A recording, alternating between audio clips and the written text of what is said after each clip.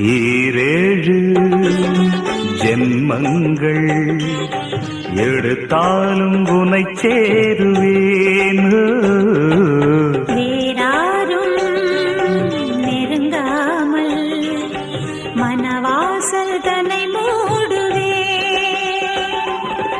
உருவானது நல்ல சிவரஞ்சனி, உனக்காகத்தான் இந்த கீதாஞ்சலி. ராகங்களில் ஆராதனை,